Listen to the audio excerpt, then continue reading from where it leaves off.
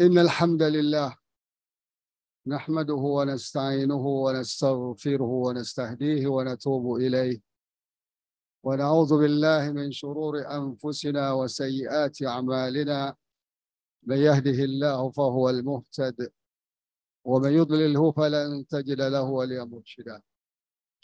أشهد أن لا إله إلا الله وحده لا شريك له وأشهد أن محمدا عبده ورسوله بلغ الرسالة وأدى الأمانة ونصح للأمة وتركنا على المحجة البيضاء ليلها كنهارها لا يزغ عنها إلا هلك. اللهم صل وسلم وبارك على نبينا محمد وعلى آله وأصحابه ومن اتبع هداه واستنى بسنته واهتدى بهديه وسلك طريقه وجاهد في الله حق جهاده إلى يوم الدين. أما بعد فيا عباد الله أوصيكم ونفسي بتقوى الله وقد فاز المتقون. قال الله تعالى في القرآن الكريم: أعوذ بالله من الشيطان الرجيم.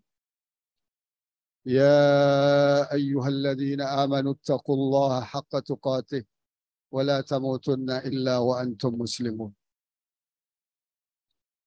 Ma'asyarul muslimin, jamaah salat Jumat yang dirahmati Allah. Mari kita tingkatkan takwa kita kepada Allah dengan menjunjung tinggi semua perintah Allah yang ada di dalam Al-Quranul Karim dan perintah-perintah Rasulullah SAW yang beliau jelaskan dalam hadis atau sunnah beliau. Kemudian kita juga harus meninggalkan apa saja bentuk larangan Allah Ta'ala yang termaktub di dalam Al-Quranul Karim dan larangan Rasulullah SAW yang beliau jelaskan dalam hadis atau sunnah beliau. Hanya dengan demikianlah kita bisa meraih derajat takwa yang sebenar-benar takwa. Salawat dan salam mari kita bacakan sebanyak-banyaknya untuk Nabi kita Muhammad SAW. Khususnya di hari Jumat ini Rasulullah memanggil kita umatnya untuk memperbanyak berselawat kepada beliau. Karena satu kali kita bersalawat kepada beliau, Allah akan balas dengan 10 kali selawat kepada kita. Kaum muslimin, jamaah salat Jumat yang dirahmati Allah. Al-Quran yang Allah turunkan sebagai kitab Allah yang terakhir, petunjuk hidup bagi seluruh umat manusia tak terkecuali. Termasuk Bani Israel sebelumnya yang telah diturunkan berbagai macam kitab kepada mereka. Mereka juga harus mengimani dan mengikuti Al-Quran dan meninggalkan isi-isi kandungan-kandungan yang ada dalam kitab-kitab mereka sebelumnya. Itu konsekuensi dari Allah Ta'ala. Sebagai manusia ciptaannya yang harus beriman kepada seluruh nabi dan rasulnya dan kepada seluruh kitabnya, tetapi setelah Nabi SAW terakhir diutus, gugurlah hukum-hukum, aturan-aturan yang ada dalam kitab sebelumnya dan yang secara prinsipnya dimuat Allah kembali dalam Al-Quran. Tidak akan ada perbedaan umpama masalah keimanan antara Bani Israel dengan umat manusia yang beriman kepada Nabi SAW. Kalau mereka benar keimanannya. Karena sejak Nabi diutus sampai Nabi terakhir, konsepnya cuma satu, tauhid. Mentauhidkan Allah. Trinitas itu syirik, kufur. Ditolak oleh Allah Ta'ala. Termasuk akidah agama Yahudi sendiri tertolak karena syirik juga. Mempertuhankan Allah dengan Uzair, salah seorang hamba Allah di zaman itu. Kalau Kristen menyekutukan Allah dengan Isa. Isa dikatakan Ibnullah. Padahal Isa adalah Ibnu Maryam. Kaum muslimin rahimakumullah. Perjalanan waktu menunjukkan sejak Al-Quran ini diturunkan sampai hari ini sudah 14,5 abad lebih. Banyak manusia menerima Al-Quran ini sebagai petunjuk hidup, kitab terakhir, risalah Islam, dasar utama ajaran Islam, kemudian didukung oleh hadis Nabi SAW. Tapi banyak juga yang menolak. Terkait dengan Yahudi Nasrani, Allah sudah jelaskan. Mayoritas mereka akan menolak. Nah kita lihat di negeri-negeri yang mayoritas Yahudi atau Nasrani, sedikit yang masuk Islam. Bahkan Spanyol pernah masuk Islam, kembali lagi. Murtad lagi. Bahkan nyaris Islam habis sama sekali. Persoalannya bukan terletak pada Yahudi dan Nasrani mau menerima Islam atau tidak, mau menerima Al-Quran atau tidak. Karena fokus Al-Quran itu seluruh manusia, termasuk kita. Di Nusantara ini, jadi fokus Al-Quran. Cina atau bangsa-bangsa lain yang tidak diturunkan kepada mereka kitab-kitab sebelumnya atau diturunkan kepada mereka kitab sebelumnya dan kita tidak tahu. Karena Rasulullah itu banyak. Tapi yang jelas-jelas Allah tegaskan di Al-Quran, dan itu faktanya sampai hari kita buktikan bahwa Yahudi Nasrani akan minoritas masuk Islam. Karena begini-begini, panjang ceritanya dalam Al-Quran, detail, ratusan ayat. Tapi dibanding Yahudi, Nasrani lebih banyak masuk Islam. Nah itu fakta kita lihat sampai hari ini. Yahudi lebih sedikit. Karena begini. Yang jadi masalah adalah ketika kita sudah masuk Islam. Apakah itu Yahudi, Nasrani, kita dulu, orang tua kita sebelum Islam datang, mereka animisme, menganut ajaran kemusyrikan. Atau agama Hindu, atau Buddha, terserahlah agamanya. Bangsa Arab yang dulu hidup dalam kemusyrikan, lalu beriman kepada Allah, kepada Rasulullah dan Al-Quran, ini yang jadi masalah. Ini sama, polanya sama. Oleh karena itu Allah Subhanahu wa Ta'ala menyampaikan kepada kita, menjelaskan kepada kita yang sudah beriman ini, yang sudah masuk Islam ini, bahasa simpelnya begitu, yang sudah mengaku Nabi Muhammad SAW Nabi terakhir, yang mengaku Al-Quran kitabullah terakhir, mengaku Islam sebagai sistem hidup, akan ada masalah-masalah besar yang kita hadapi. Di antaranya adalah antara iman dan kufur. Kita seakan-akan beriman tapi kufur kepada Al-Quran, kepada Islam, kepada Rasulullah. Ini yang disebut dengan gray area. Orang-orang yang berada di gray area. Gak jelas. Sebab dalam Islam, dalam Al-Quran, status seorang itu jelas. Dengan kriteria-kriteria yang jelas. Kalau dia begini, beriman. Kalau dia begini, kafir. Kalau dia begini, musyrik. Kalau dia begini, munafik. Maka sekarang kan ada dari ajaran liberalisme, sekularisme, pluralisme itu. Ya, kita nggak boleh mengatakan seseorang ini kafir. Karena menurut pemahaman mereka, pemahaman setan mereka, bukan pemahaman mereka, dari setan, nanti akan saya jelaskan, itu pemahaman dari setan. Hanya Allah yang menentukan seorang ini mukmin atau kafir. Lah, kalau hanya Allah yang berhak menentukan seorang mukmin ini mukmin atau kafir, seorang ini mukmin atau kafir, kenapa Allah turunkan kitabnya untuk menjelaskan ciri-ciri kekufuran ini, ciri-ciri keimanan ini, bahkan ciri-ciri akan masuk surga begini, ciri-ciri akan masuk neraka begini, Ciri-ciri orang munafik begini. Nah, ini ajaran setan ini. Ini problemnya ajaran setan ini membuat kita serba tidak jelas statusnya. Dibilang kafir sholat Jumat.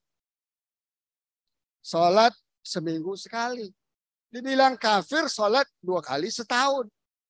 Sholat Idul Adha, Idul Fitri. Dibilang kafir tidak kenal masjid. Dibilang kafir lebih kenal perdukunan daripada Al-Quran. Lebih kenal kemusyrikan daripada keimanan.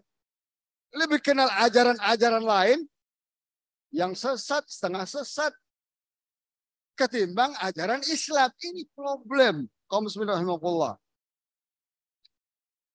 Status kita harus jelas.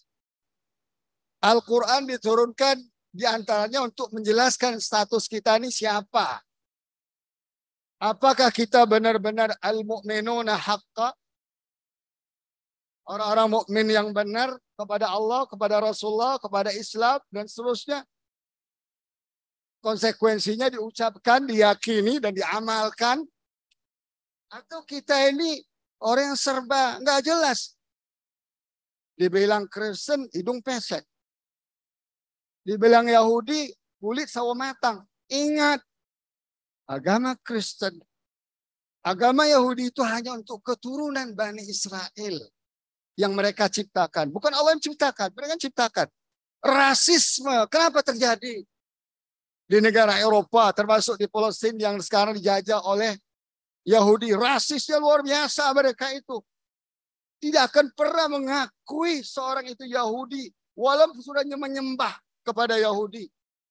Mati-matian berjuang untuk Yahudi kalau kulitnya tidak putih, kalau hidungnya tidak mancung, kalau matanya tidak biru, kalau rambutnya tidak pirang. Mereka ini disebut dengan Banul Asfar. Atau disebut juga Banu Rum, bangsa Romawi. Itu mayoritas mereka ada di Eropa. Yang nyasar-nyasar ke Palestina itu orang-orang mereka tersesat gitu. Penjajah itu. Dulu Belanda nyasar ke sini, itu penjajah itu. Aneh kalau ada manusia non Bani Israel kok mau masuk Yahudi dan Nasrani. Buktikanlah di Eropa di mana-mana.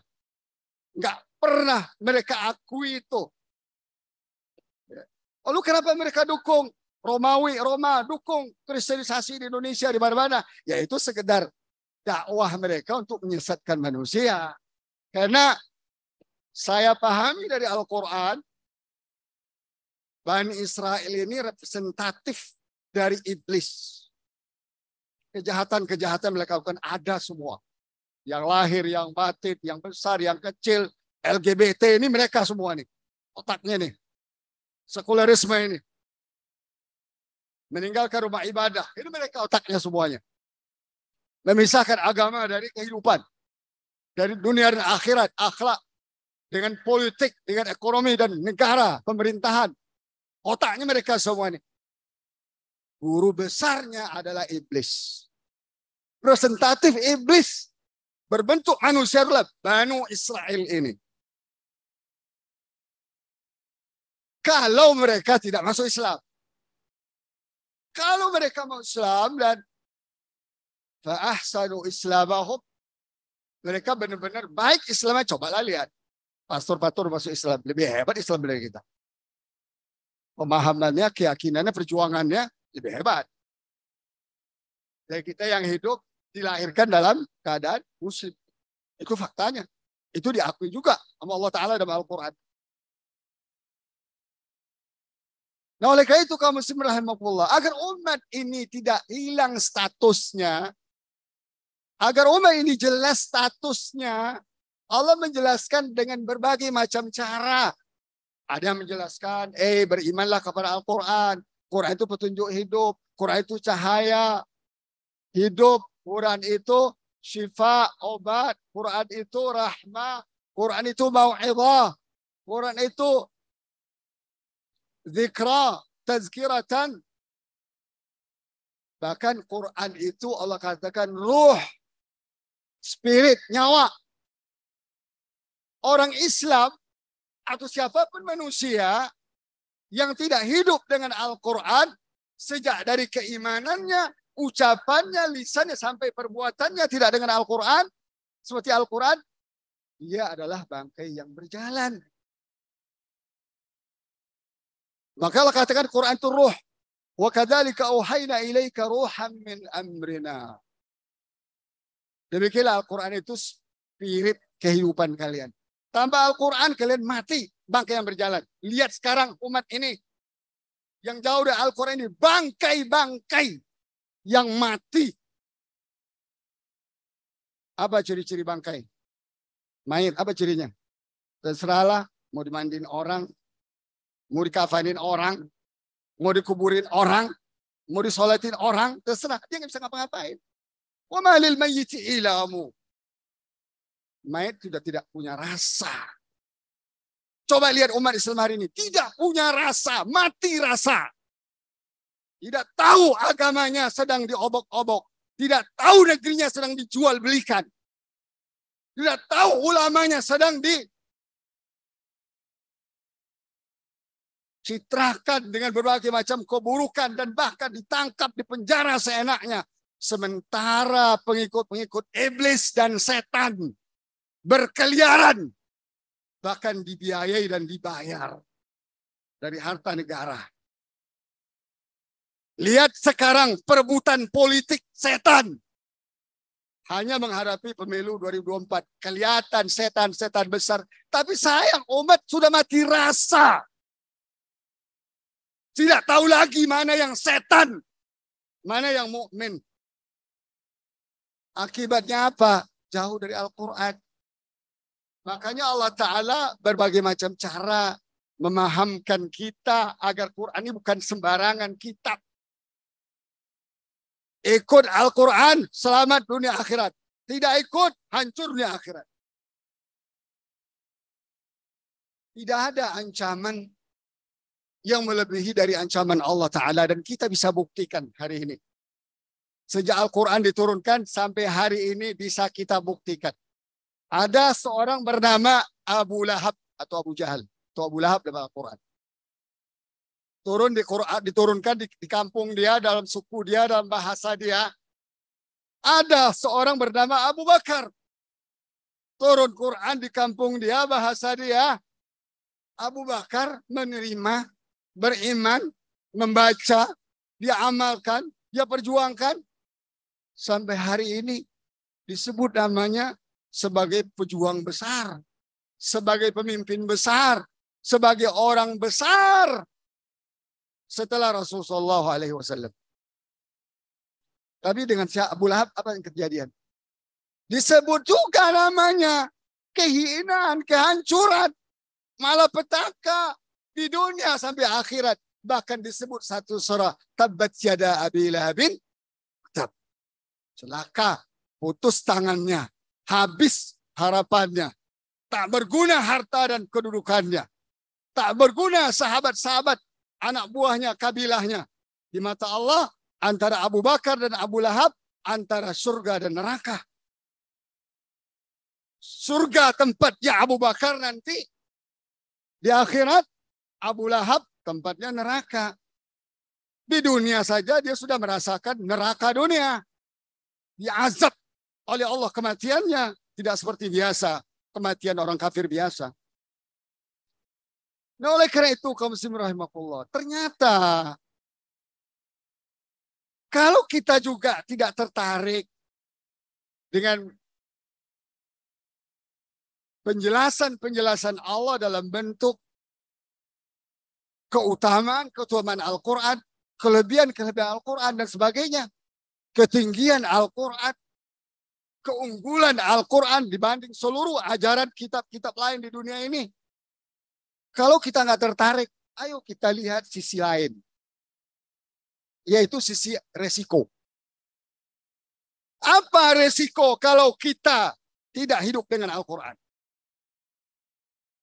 Nggak usah bercerita teori-teori lebih besar. Kita, pribadi kita. Umat kita, negeri kita. Nggak usah bercerita Eropa, Amerika, Cina, Rusia. Tanpa Al-Quran bagaimana? Allah akan azab mereka sendiri. Sekarang Allah sedang azab. Tapi kita, umat Islam, di negeri Islam, mayoritas seperti ini, kita harus merenung dan berpikir, apa resiko kita kalau kita tidak hidup dengan Al-Quran? Oh, nanti orang bilang, ini teroris, nggak ada urusan. Nggak ada urusan. Itu mereka yang rekayasa. Bagi kita, apa resiko kita di dunia dan di akhirat kalau tidak hidup dengan Al-Quran? Itu yang harus kita tanyakan dalam diri kita. Yang berarti harus kita yakini kebenarannya, harus kita pahami isinya, harus kita amalkan ajarannya terkait individu, terkait rumah tangga, terkait masyarakat, terkait negara dan pemerintahan. Itu harus kita pikirkan. Apa resikonya dunia akhirat kalau kita tidak hidup di Al-Quran? Dan faktanya bisa kita lihat. Perjalanan umat ini sudah 14,5 abad, bukan 14 hari. Umat Islam di dunia ini penuh pasang surut kehidupannya. Setiap kali mereka lemah dan jauh dari Al-Quran, mereka akan lemah, mereka akan dihancurkan bangsa-bangsa lain. Itu berulang-ulang. Akan begitu terus, karena itu sunatullah. Nah, oleh karena itu, gimana resiko? Banyak. Di antaranya adalah, kalau kita tidak hidup dengan Al-Quran, kita seperti binatang ternak. Ini dijelaskan Allah dalam surah Al-A'raf ayat 179. Ulaika kalan'am. Orang yang tidak menggunakan telinganya, tidak menggunakan matanya, tidak menggunakan hati dan pikirannya untuk Al-Quran, mereka seperti binatang ternak. Apa itu binatang ternak? Cobalah lihat. Di tempat-tempat peternakan, ayam, sapi, kambing, dan sebagainya. Apa? Mereka orientasinya cuma makan dan minum. Udah, top. Nggak akan lebih dari itu. Dia nggak akan mau berjuang untuk agamanya kalau makan minumnya terganggu. Dunia terganggu. Nggak akan. Saya merenung betul berkali-kali pergi ke binatang ternak. Oh, inilah yang Allah maksudkan. Binatang ternak. Orientasinya 24 jam siang dan malam hanya makan. Dia nggak tahu berapa persen yang dia makan dibanding dengan yang harga jual pemilik binatang ternak. Beratus-ratus persen keuntungannya itu dinikmati oleh pemilik binatang ternak dan dia hanya dikasih makan kalau sapi itu 15.000 sehari. Bahaya, subhanallah. Kalau umat Islam sudah seperti batang ternak, seperti yang kita lihat hari ini, nggak usahlah orang pinter-pinter banget, orang bodoh-bodoh juga bisa nipu mereka. Nggak usahlah orang berani-berani banget, si pengecut pun juga bisa nakut-nakutin mereka. Awas loh, nggak saya kasih makan nih. Selesai. Yang kedua, seperti keledai. Ini dijelaskan Allah dalam surah Al-Jumu'ah ayat 5. Orang-orang yang punya kitab suci, termasuk Bani Israel dulu, ini contoh untuk Bani Israel, tapi tidak dipahami isinya. Hanya dipegang-pegang saja, ditaruh-taruh saja di rak buku atau di dalam handphone, tapi tidak kunjung paham. 50 tahun umur, nggak kunjung paham Al-Quran yang 30 juz 604 halaman itu. 70 tahun umur, nggak kunjung paham. Ini seperti keledai. Cobalah renungan keledai. Keledai kalau kita pergi daerah-daerah pegunungan, di daerah Arab, Afrika, atau di mana-mana, itu digunakan untuk angkut barang ke tempat puncak gunung yang sangat sulit, hatta kendaraan pun tidak bisa. Tapi keledai bisa. Artinya apa? Kita akan jadi tunggangan. Makanya doktrin Kristen yang dikarang-karang oleh mereka itu, ya, atau doktrin agama Yahudi juga ada, bahwa manusia selain mereka adalah keledai yang ditunggangi. Manusia selain dari bangsa mereka adalah keledai-keledai yang ditunggangi. Jadi kita ditunggangi terus. Coba lihat Indonesia ini, umat Islam Indonesia ini. Ditunggangi. Nggak kunjung paham. Kenapa? Karena nggak pakai petunjuk Al-Quran. Kalau pakai petunjuk Al-Quran, kita akan tahu orang itu dari tumit sampai ubun-ubunnya akan tahu kita. Melalui satu kali dia bicara, kita udah bisa nebak apa isi otak. Kita akan tahu siapa backgroundnya, kemana linknya, networknya, apa agenda-agendanya, hidden agendanya, apa tipu tepoknya. Umat Islam mayoritas tapi jadi tunggangan kelompok minoritas. Entah itu sekuler, entah itu Kristen, entah itu agama lain. Pokoknya mereka minoritas saja. Ini kan fakta. Dan bukan saja di Indonesia saja, termasuk di negara-negara Arab yang lebih parah sekarang. Di Suriah, di Irak, jadi tunggangan. Kaum Sunni sudah dibunuh 1 juta orang lebih oleh Amerika dan Syiah. Sekarang jadikan tunggangan. Jadi keledai. Nah kemudian kaum muslimin rahimakumullah, yang ketiga, ini yang lebih dahsyat lagi. Allah katakan seperti anjing. Dan saya ngomong, Allah yang ngomong. Famasaluhu kamasalil kalb. Perumpamaan orang yang jauh dari tahu Al-Quran, kemudian meninggalkan Al-Quran seperti anjing. Allah jelaskan diri sifat anjing yang utamanya apa? Intahmil alaihi yalhad au tatrukhu yalhad. Kalau kamu biarin, dia tetap menjulurkan lidah. Kalau kamu giring, tetap menjulurkan lidah. Apa artinya? Otak hati sudah jadi batu. Tak akan kunjung kena lagi nasihat-nasihat. Nasihat Allah dan Rasulnya sudah tidak nyambung. Yang penting anjing itu akan loyal kepada siapa yang ngasih makan. Dan dia bisa menggigit temannya sendiri. Lihat Indonesia, disuruh anjing-anjing itu menggigit saudara dan teman-temannya sendiri se-Islam. Lihat di Suriah, lihat di Irak, itu diperlakukan seperti itu. Yang mereka mati kutu sekarang itu hanya di 3 negara saja. Sekarang mereka nggak bisa seperti itu. Di Turki, di Afghanistan, dan di Qatar. Sudah nggak bisa. Selain dari itu, tidak sedikit umat ini diciptakan anjing-anjing oleh orang lain untuk menggigit, mengonggong, merongrong saudara-saudaranya sendiri. Kemudian kaum muslimin rahimakumullah. Berikutnya adalah orang yang jauh dari Al-Quran akan pasti menjadi pengikut setan. Tuh. Pengikut setan. Setan itu sederhana. Asyaitanu ya'muru bil fahsya. Setan menyuruh kepada yang fahsya-fahsya. LGBT. Iya kan? Bangga dengan agama lain. Melagu-lagukan lagu agama lain. Memuji-muji kitab agama lain. Itu setan. Kenapa? Karena setan itu selalu merekayasa. Ya, otak orang yang ngikutin mereka itu, mengikutin dia itu, merasa dalam petunjuk. Kayak pimpinan Az-Zaitun, merasa dalam petunjuk. Padahal agamanya sudah nggak jelas. Kadang dia komunis, kadang dia baca Quran, kadang dia bantah sendiri Al-Quran dengan Injil, dengan perjalanan lama, perjanjian baru. Nggak jelas. Ini jelas pengikut setan. Sekularisme, liberalisme, pluralisme, LGBT, semua itu pengikut setan. Akibat jauh dari Al-Quran. Allah katakan, wa man ya'shu an dzikrir rahmani nuqayyid lahu syaitanan fahuwa lahu qarin. Siapapun yang menjauh dari Al-Quran, Allah akan tempelkan setan kepadanya. Dan setan akan menjadi teman yang paling dekat. Wa innahum la yasuddunahum 'anis sabil. Ciri-ciri mereka selalu menghalangi orang dari jalan Islam yang lurus. Wa yahsabuna annahum muhtadun. Mereka mengira mereka dalam petunjuk.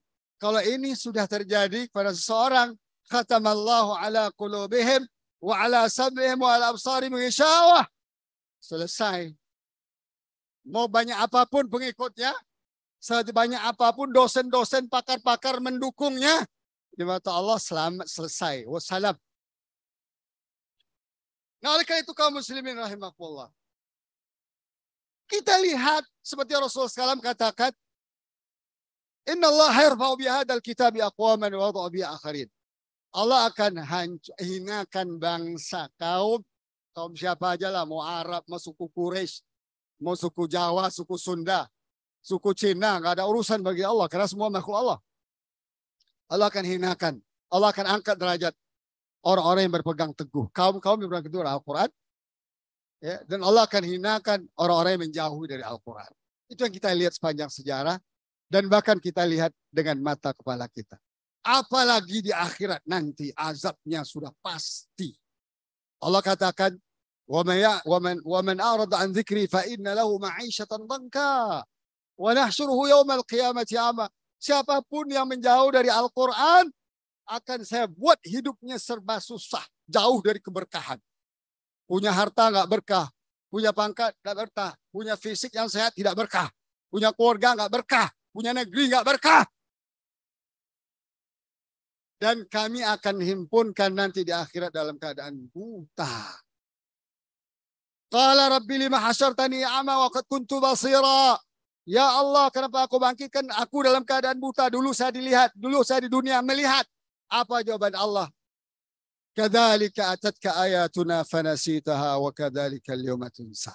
Itu akibat kamu telah melupakan, enggak mengingkari ini, melupakan saja, apalagi mengingkari ayat-ayat kami, kitab-kitab kami di dunia.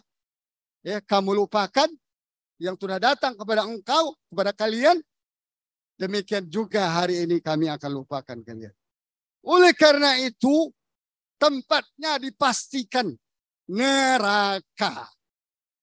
Mau namanya Abdullah, namanya Muhammad, kalau jauh dari Al-Quran dipastikan tempatnya neraka. Tolong camkan nih jamaah.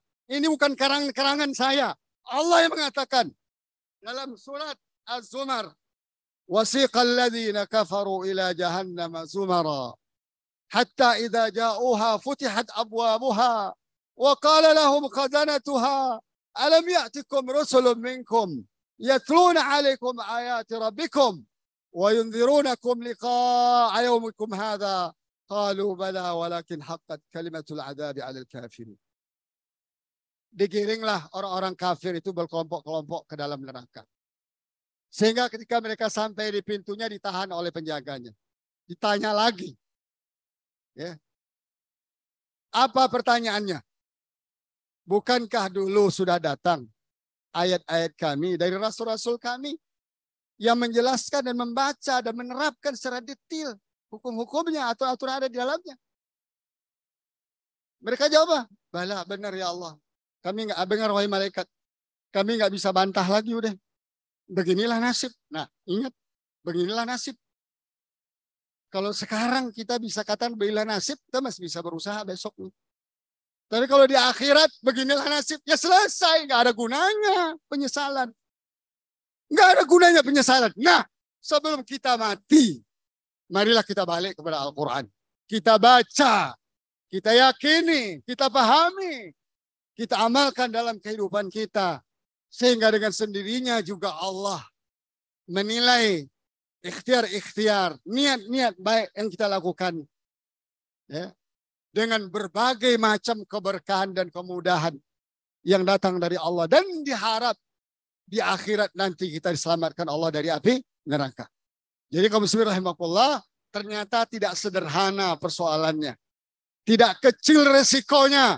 Kita bisa lihat dan buktikan sekarang. Bagi kita yang masih belum tertarik dengan Al-Quran. Masih menjauh dari Al-Quran.